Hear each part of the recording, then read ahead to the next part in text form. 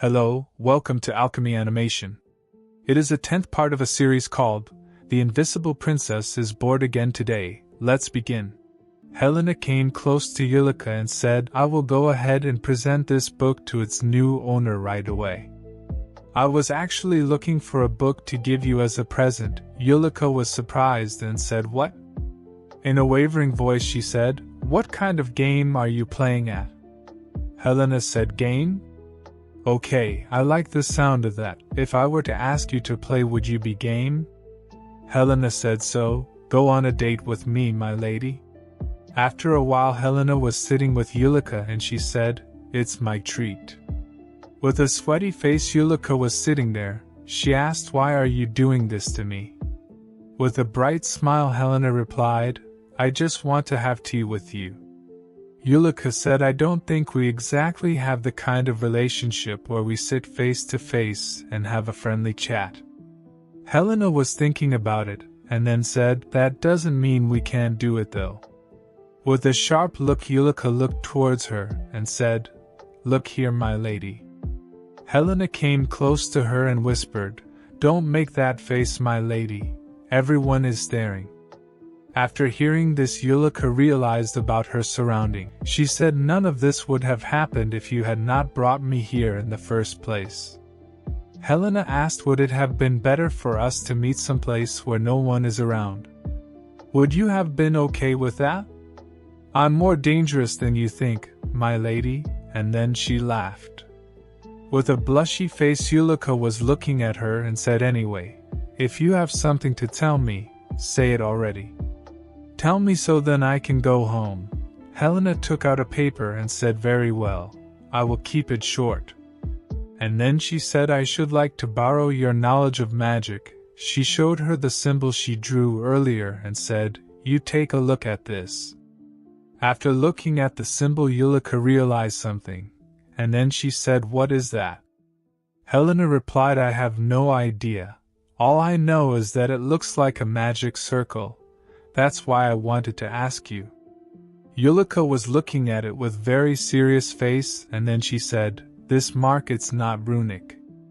Helena asked, Are you saying it has nothing to do with magic? Yulika replied, Yes, almost. Helena asked, What do you mean by that? Yulika replied, The runic are a language that humans invented to employ magic. Another way. The magic that existed in the beginning may have been in a completely different language. Helena said, Can you be more specific about what you mean by a different language? Yulika shook her head and said, Information or records of it have been passed down. So I don't know for sure something like that existed? Helena took a deep breath and said, Okay, I see. And then she was about to take the mark and said, I thought you should know what this mark mean, so that's too bad. However, with a sweat Yulika grabbed the paper first and asked, If possible, may I borrow this sheet? In a surprised state Helena said, Certainly, but why? Yulika said, It's just I should like to find out more about it. With a smile Helena said, Alright, sure, but if you do discover something you have to tell me, okay? Yulika replied, All right, and then after this conversation both of them were sitting awkwardly silent. Yulika was looking around herself and Helena was smiling. Helena said, Try the cake, my lady, it's really delicious. Helena started to eat it. On the other side Yulika was just staring at her face. And then Yulika said, I am only eating this because of the consideration you have shown me. And then she took a bite of it. However, after eating it she felt that enormous taste. Helena said, In times like these, would not you say that we have a pretty good chemistry? Yulika said, What? And then in an anger she put down the fork. She said, Now I understand why you invited me to this ridiculous date. It is to insult me, don't you? Helena said, No, you misunderstand, my lady. That's not why I invited you. Yulika said, Because the crown prince favors you. Whatever the case, the crown princess seat belongs to the house of Brandt. Helena was looking at her with a sharp eye and thinking that it's so strange. The position of the crown princess belongs not to her. But to her house, is Yulika all right? To be used as a mere tool for her family. Helena said, my lady, you don't have to live for your house just because you are a woman. After hearing this, Yulika's eyes opened very wide, and her body started to tremble. She was clenching her clothes. Yulika said, you pity me, don't you?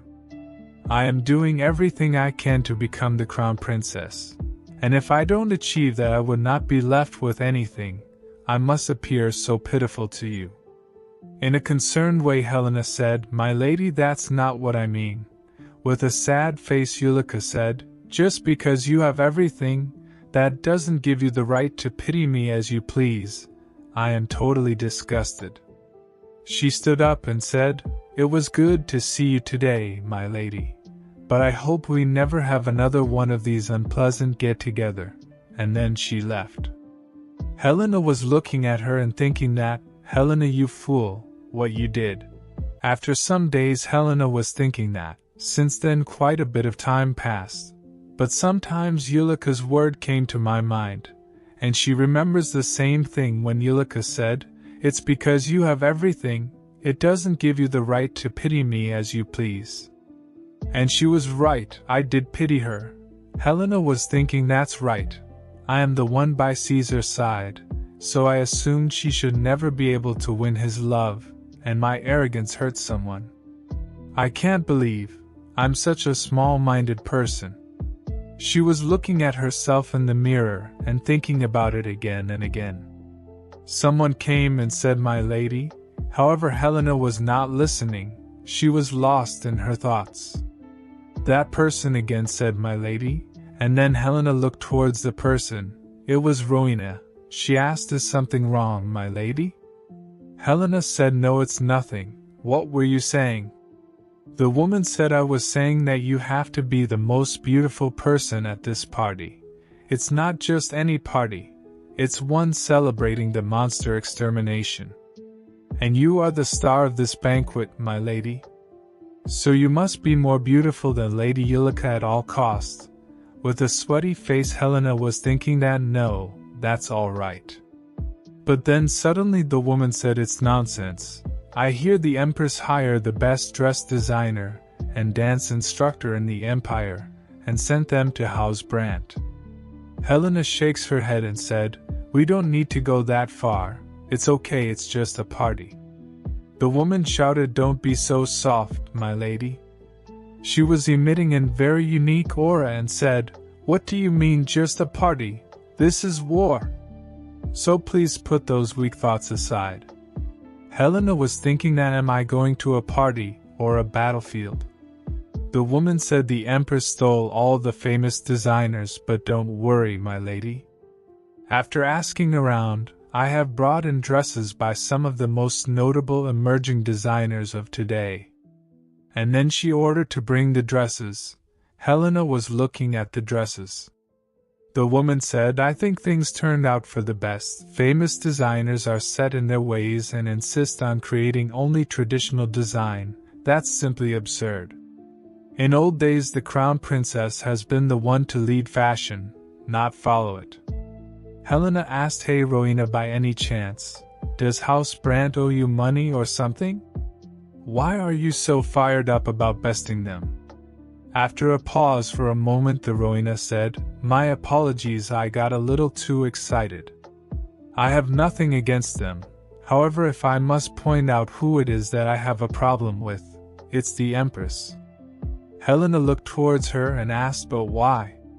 Rowena again paused for a moment, and then said, my family house Evergreen was purged by the Empress family house Valera. And they did this because our family was closely associated with the former Empress Crown Prince, Caesar's biological mother.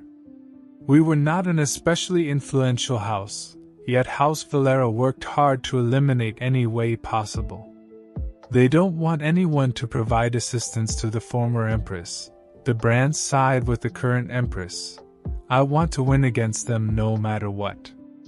She smiled and said, it's my way of getting a bit of revenge for my family. Helena said, oh, that's the reason. She was thinking that Joseph, Why did not you ever tell me about Rowena's very important backstory? And then she said, oh Rowena, you have so many thoughts in your mind. The woman said, oh please don't concern yourself over it. Helena was thinking that how can I not? Rowena said, in that sense I am always grateful to you, my lady. Helena asked me, but why? The woman replied, it's all thanks to you that His Highness has become more vibrant, just like how you took in a god. His Highness took me in. At that time when he took me, he said, as long as you have the skills, your past and status do not matter, so stay by my side and prove yourself. Rowena cried at that time. Currently she was saying that I'm very grateful for what he's done for me, so anyone he cherishes is someone I cherish as well. Helena was looking at her and thinking that Rowena's gaze is full of sincerity, loyalty to Caesar in her eyes. I'm a bit surprised. With a bright smile, Helena said, Caesar truly is an amazing person, isn't he? Rowena replied, yes, of course. That is why, even if it's simply for the sake of my own pride and vengeance, I refuse to be pushed back by anybody connected with the Empress. So please follow me. And then she grabbed her hand and took her. Helena was saying, hey, wait for a moment. After a while they prepared Helena, and after seeing her, a god said, wow, you look like an otherworldly being, my lady. Rowena said, I gave my everything. Helena was looking in the mirror with a blushy face. A god said, you look so beautiful that I want to show you off to everyone, but also don't want to show you to anybody. Leonard entered into the room and asked Helena, are you ready? After seeing him, Helena said, wow, Leonard, you look so great. With a smile, Rowena said, we shared quite a bit of blood, sweat and tears on him too. Helena was wondering that just how much blood, sweat and tears were shed. Leonard said, I thought you were already plenty lovely, but it looks like there was still room for you to become even more beautiful. After hearing this compliment, Helena was so satisfied. She was thinking that, oh my brother sure knows how to say things in such a nice way. Rowena clapped and said, now we don't have much time. I have noted your course set very tightly, so take care you don't eat too much. Also watch out and don't step on your skirt. Helena said, why are there so many things that I can't do? The woman leaned towards her and said, there is one thing I will permit you to do. She came close to her and said, you may smear your lipstick. And then both of them nodded their head. Helena was thinking that as she's saying, I can have as many drinks as I want. And then she said, well, then let us depart for the palace. After a while they arrived to the palace. They were meeting with other aristocrats. The other nobles were saying, you look exquisite, my lady. Helena said, thank you. Someone said it's only to be expected from someone who exterminated 2 gigantic monsters. A staunch lady indeed. Helena smiled and thinking that staunch, they meant that as a compliment, right? And then she noticed the Empress. She was thinking that the Empress is over there, and also, there are fewer people around her than I expected. The Empress was smiling and talking to others. Helena was thinking that she's laughing, but she must be feeling conflicted inside. She can probably feel that her position has weakened significantly. I expected Yulika to stick by her side, but she's not around. And then suddenly someone came towards her and said, oh my, come to think of it, where is Lady Yulika? Another girl said, you are right, she's always glued to Her Majesty's side wherever she goes. Perhaps Her Majesty's favor has waned. Helena was thinking that I know this is what high society is like, but that was just too harsh. So Helena said, you can't speak ill of her just because she's not here. And then suddenly someone interrupted their chat and said, looks like you are all having a very interesting conversation, so shall I join you? It was Lady Yulika, who was wearing a very pretty dress. The girls who were talking about her went silent. and one of them said, "Oh, Lady Yulika, I completely forget to greet the others at the party, so please excuse me," and then she left. Other one said, "Oh, wait for me, I'm also coming." Yulika was looking at them in an angry way, and then she said, "Were you gossiping about me behind my back with the other ladies?" Helena said, "No, my lady. I think you misunderstood. I was trying to stop them from gossiping." Yulika said, "I got it. What am I misunderstanding?" Helena said, "I was trying to stop them?" Yulika said, "You're still treating me like a fool." Helena replied, "I'm telling you that you have got it all wrong, my lady." She was thinking that this is so unfair. I mean, she was the one who poured her drink on my dress. But whatever the case, stay calm. And I will clarify what happened here today and apologize about our last meeting before this mix-up gets out of hand. She said, "I really was trying to stop them, my lady. And I also want to apologize for what happened last time." But then she noticed something. Something is weird. Yulika also senses that something is odd. Helena was thinking that the dress that Yulika is wearing, isn't it too similar to mine? Look at that floral leaf decoration, for example, as our dresses look like a set. And then both of them were looking at each other in an awkward way. And then suddenly someone said, "Helena?" It was Caesar. After looking at him, she was thinking that, now that I have seen Caesar, I finally get it. Our dresses were designed to match Caesar's outfit. Caesar came towards her and said, "Are you enjoying your evening, my lady?" She bowed in front of him and said, "Greetings, your highness." Caesar said, "I feel as though I might be blinded by your beauty, my lady." Helena said, "Then I suppose I'd better be your eyes, your highness." Caesar took her hand and kissed it. He said, "No, for as long as you are by my side, I will be content even if I cannot see." After seeing this, all of the guests were murmuring about it. Helena was thinking that it's only natural that everyone is surprised, because they only see the icy and intimidating Caesar all these years. It's too bad they don't know what he's really like. He's just like a big lovable dog. With a smile, Helena said, "I would not go anywhere without my precious pupil, so please don't worry." Caesar was about to say something, but then suddenly someone interrupted him and said, "You are late, your highness." Caesar looked towards them, and the person was Margrave Brandt. The Margrave said, "There's a matter I must urgently discuss with you." Yulika was also standing beside him. The Margrave was smiling in a very tricky way. Caesar said, "Whatever it is, I should appreciate it if you could say it quickly and depart. As you can see, I'm a little busy."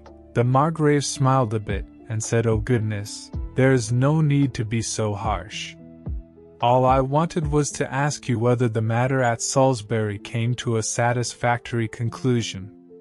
Caesar replied, "Yes, thanks to you. I'm grateful for your diligent labor, Margrave." The Margrave laughed and said, "I did not ask you the question to force you into expressing gratitude. All I have done is what is expected of me for the benefit of Her Majesty and the Empire." Helena was looking at both of them and thinking that, "Oh, give me a break and don't make such a big deal out of it, if it is what is expected from you." She was looking at Caesar and thinking that, "It looks like he's somehow gotten tangled up with Margrave Brandt. That's going to be a headache." When she turned her head away, the Margrave said, "Oh, let's see. I have something to tell you too, my lady." Helena asked me? Margrave replied, "Yes, my daughter wanted to congratulate your glorious contribution to the Empire and practiced the piano piece tirelessly day and night. It's better, so I do hope you will happily accept." In a pressured state, Yulika was standing there. Helena said, "Of course, a recital for me. I look forward to it." With a serious look, Margrave said, "What are you doing, Yulika?" "His Highness is here, so play the piece." Yulika was startled and said, "Oh, okay." The Margrave looked towards Caesar and said, "This way, your highness." And then Helena was left alone. She was feeling abandoned and thinking that, what the heck, did not he say she's been practicing it for me? Anyone can see that he wanted to leave me behind. She came towards the window and started to look outside. She was thinking that it's been tiring dealing with people all night, so maybe this worked out for the best. She said, "Maybe I will visit the rear gardens." Yulika started to play that song on the piano. Caesar was looking around himself. He was searching for Helena. The guests were talking that a lady who has received bridal lessons from an early age certainly is different. Someone said, "But the piano. I mean, a certain other lady exterminates monsters, so playing the piano is not that big a deal." Another person replied, "That's true. The House of Brandt must be so embarrassed." On the other side, Yulika was feeling very bad. She was thinking that, "Be quiet, everyone, I can hear everything." The people were saying poor Lady Yulika, and again commenting on her. Yulika was thinking that, "Shut up, you fools, how dare you pity me? I'm going to be the most exalted woman in the empire. I'm not someone to be pitied." Caesar turned away, and Yulika was thinking that, "I'm not unfortunate, absolutely not." However, on the outside, Helena was walking in the garden. She was thinking that Margrave Brandt is as powerful as I expected. He mentioned the Empress to flaunt his influence. If Caesar had ignored that, the Margrave would have made him seem like a rude person. And same goes for Yulika's piano performance. If he turned it down, it would have made things awkward for him in a number of ways. She said, "I am aware of all that, but I still can't help feeling unhappy about it." She was thinking that, is Caesar listening to the recital right now? I wonder if they are sitting side by side like friends. She was thinking that those two looked pretty good together today. If Yulika becomes the crown princess, does that mean she will also see other sides of Caesar? That only I was able to see until now. And then she posed. She was remembering the old movements of Caesar and thinking that, the laughter he directed at me, his bright smile, kind laughter and his warm kiss, will he offer those to someone that's not me? She was feeling very sad and serious. But then suddenly someone said her name, Helena. She turned towards where the voice came from. It was Caesar. He said, "I've been looking all over for you." He was breathing unevenly because he came in rush. He asked, "Why are you outside?" "You had me worried." With a blushy face, Helena smiled and opened her arms. She said, "Would not you come and give me a hug?" After hearing this, Caesar gave her a warm, tight hug and said, "As you command, sword master." Both of them were feeling very relaxed.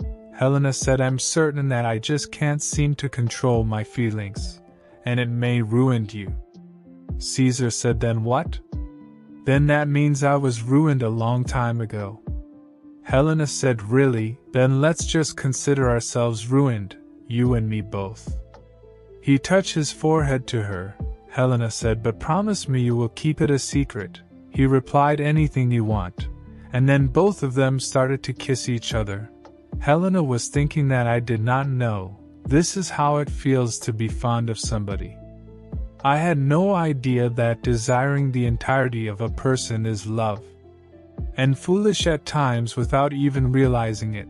Caesar taught me what love means, and I pray he will stay by my side forever. After a while, both of them were walking in the palace. With a sweaty Helena asked, "Why does the emperor suddenly want to see me?" Caesar said, "There is no need to be so nervous. He probably wants to congratulate you on the monster extermination success." Helena was thinking that, I'm sure that's how it appears on the outside.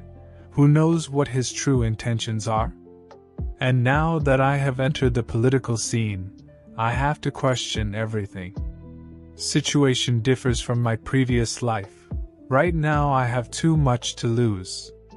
Caesar was saying her name, however. She was not listening at all, she was lost in her thoughts. Helena was thinking that it's no longer an issue of keeping just myself safe. If I'm not careful, my family will all face the consequences. And then Caesar again said, Helena. She came out of her thoughts and said yes. While looking at her, he said, there is nothing to be nervous about. She asked, how can I not be nervous? If I make a mistake and get on His Majesty's wrong side, it will negatively affect my family too. He grabbed her hand and said, don't worry, if worst comes to worst, I will tear down this whole place and run away with you. After hearing this, she was surprised and very happy. With a bright smile she said, okay, that's a promise. And then both of them were squeezing each other's hand. She said, then shall we go? And then after some time, they entered into the dining room where the Emperor and Empress were sitting together. The Emperor said, oh, there you are. Helena greeted him and said, I'm Helena, daughter of the House of Feresca. My sincere greetings to your majesties. The Emperor said, take a seat and make yourself comfortable. We invited you today to simply have a little chat. She said, yes, your majesty, and then she sat down on the chair. The Emperor said, I heard all about your exploits in Vandalia. You dealt with the problem that the imperial family was unable to address. You have made quite a contribution. She replied, I only did my duty. The Emperor said, it's as I have heard. I have never encountered anyone so valiant, even among men. The Empress said, indeed, your majesty. She looked towards both of them and said, Lady Helena has so many remarkable terrors that it's almost a cause for concern. After hearing this, both Caesar and Helena become serious. Helena was thinking that I knew it. Of course she is not going to stay quiet about this. This was her goal, to let the Emperor know. I should be a stumbling block for Caesar. Caesar said, why are you so worried, your majesty? The Empress replied, there seem to be quite a few people who are full of praise for Lady Helena. There is a chance it may cause His Majesty harm. Caesar asked, what harm? She would be nothing but beneficial to His Majesty's regime. With a fake smile, the Empress said, I only mention it because it worries me, your highness. And your affection for Lady Helena is not clouding your judgment, right? With a serious look, Caesar said, oh, are you referring to my judgment that enabled me to acknowledge an exceptional talent that no one else recognized and brought her to the palace?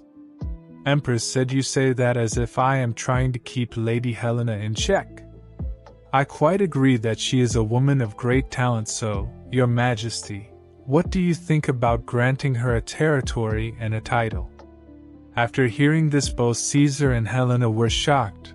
The Empress said she's exceptionally skilled at eliminating monster, so bestowing her with a title of Margravine would not be too excessive. In a shocked state, Helena was thinking that, hold on, Margravine, she's trying to send me away to a remote region. Helena said, I have only just become an adult, and I fear that title is more than I deserve. With a fake smile, the Empress said, oh, you are so modest. You are good in so many virtues, and I don't think it would be too difficult for a lady who was the Crown Prince's swordsmanship instructor at an early age and is now responsible for training the knights. Helena was listening it very carefully. The Empress said, moreover, your loyalty to His Majesty runs deep in your blood, my lady. And then she smiled while looking at Helena. Helena was about to say something, however. Caesar interrupted and said, only the Emperor has the authority to confirm a title upon an individual. And if you are not careful, the gossip will start to flicker on their tongues. About you covered His Majesty's position and power. After hearing this, the tension in the room was increasing. The Empress and Caesar were looking at each other with a very serious look. But then suddenly, with a smile, Caesar said, furthermore, Lady Helena is my instructor, so it's only proper for her to be my side. The Emperor said, the Crown Prince is right about that. I don't think the subject of title would be done on this conversation. With a smile the Empress said, now that you mention it I agree. I suppose I got too ahead of myself. While looking at Helena the Empress was grinding her teeth. Helena was thinking that okay, if this is what the political arena is like, will I be able to survive? After a few days Helena was walking on the palace. One of the knight commanders said, there you are, my lady, why do you look so tired? With low energy Helena replied, trying to do something that go against my personality is killing me. The commander said that's always how it is in the beginning, you will get used to it. Helena said I don't want to get used to it. The commander said oh dear, His Highness will be disappointed to hear that. Helena said why would Caesar, I mean His Highness be disappointed? The commander said you are saying you don't want to get used to courtship, so of course he will be disappointed. After hearing this Helena said excuse me, that's not what I want to say. The commander said, to be honest I have been worried about you too. All you do when you see each other is spar, again and again. Sparring is all you do every single day. Helena was thinking that it's a bullseye. The commander said it's a bit different from an ordinary courtship. Helena was thinking that yes, I'm sure that's how it appears to other, but the problem is, what courtship is. I have never done it, so how could I know? And I can't go on like this, I have to find a professional. And then after a while she met Rowena. Rowena asked yes, you wanted to see me. After talking to her for a while Rowena said, so you need some advice on going on a date. Helena said yes, I need a professional person, would be then itinerary for a date. Rowena said, all right, tell me about it. Helena replied, we should go to a cafe with a nice vibe that I should scope out beforehand and have a chat. And then watch an opera. After that we will enjoy the nighttime scenery around the great church of Monte. And then we will have dinner. That's my plan, so what do you think? After saying all of this she was feeling nervous. In a professional look Rowena said, it's not bad. However, I'm curious, you don't know a thing about romantic relationship, so how did you come up with such an ordinary date itinerary? Helena was thinking that's because of her training nights. They were saying, Sword Master, you were glum all day long because you did not know what a date is. We're not you. We will help you, and then they told her this plan. At that time Helena said them, you don't have to be that enthusiastic about it. At the current time with a sweaty face Helena said, let's just say I'm grateful for it, and something exhausted happened. Rowena said you don't seem too well, so I would not ask more on that subject, but you are missing one very important thing. In a curious state Helena asked what is it? Rowena asked what are you wearing to your date, my lady? While scratching her cheek she said, well I don't have idea. Rowena said I knew you should be like this, so let's go with me. And then she prepared her. She asked is this enough for a date? Agathe was standing there and she said, you look beautiful my lady. Helena asked do you like it? Agathe said it does look suitable for a date, but I do wonder if it's a bit far from the style you typically prefer. Helena said you are right, this is not my style, but everyone suppose we like this sort of thing. So I have no choice. So please get the carriage ready. After a while she sit on the chariot, and thinking that, I am determined to go on a very normal day today, the kind everyone goes on with Caesar. She was remembering all of the steps, first cafe, then opera, then nighttime scenery, then restaurant. She was reciting it again and again and thinking that, I was told this itinerary cannot fail. But of course I did make a mistake that almost ruined it. And then she remembered her trainees' night when they were asking, you are going to watch the opera from the front row.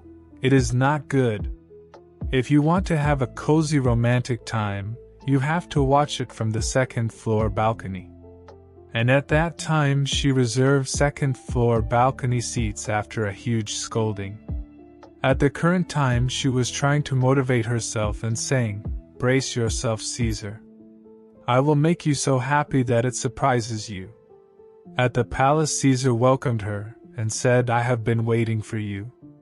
I've been curious why you suddenly wanted to go on an outing with me." With a blushy face Helena said, "I hear there is a pretty good opera performance these days and I wanted to watch it with you." Caesar said, "An opera?"